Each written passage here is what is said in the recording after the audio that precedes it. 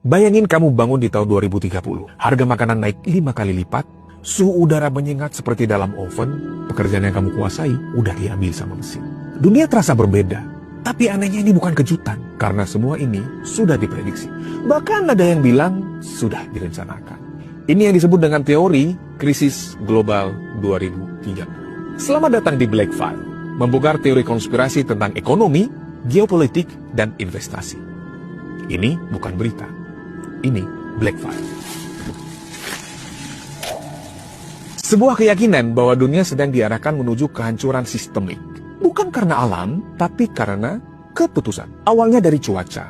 Laporan World Meteorological Organization tahun 2024 bilang ada 80% kemungkinan suhu global akan naik lebih dari 2 derajat Celcius sebelum tahun 2030. Itu artinya dunia masuk dalam fase kerusakan permanen. Dan saat suhu naik, panen gagal, harga pangan naik, dan ekonomi mulai kacau. Lalu datang krisis ekonomi.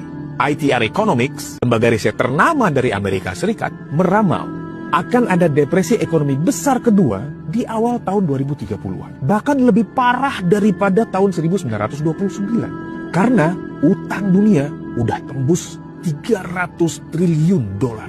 Masuk ke teknologi, Forum Ekonomi Dunia, WEF, bilang di laporan Future of Jobs, di tahun 2023, 40% pekerjaan akan hilang digantikan otomatisasi sebelum tahun 2030. Jadi, kalau kamu nggak bisa adaptasi, kamu bakal digantiin sama mesin. Dan terakhir, konflik. Dari laporan CSIS dan RAND Corporation, pola geopolitik dunia menunjukkan bahwa krisis energi, krisis pangan, dan air akan makin sering dipakai sebagai senjata global. Semua ini terjadi serentak dan mengarah ke satu tahun yang sama, 2030. Tahun yang secara kebetulan atau mungkin nggak kebetulan, disebut dalam Agenda 2030 milik PBB. Rencana peluncuran mata uang digital dari banyak bank sentral. Dan target transformasi kota pintar di seluruh dunia. Apakah ini cuma kebetulan? Atau kita memang sedang diarahkan untuk masuk ke versi baru dunia? Tapi kalau ini emang benar, kita bisa apa? Pertama, jangan cuma pegang uang. Ubah jadi aset real. Emas, tanah, logam mulia. Kedua, kuasai skill yang nggak bisa digantikan sama mesin. Leadership, analisis, komunikasi.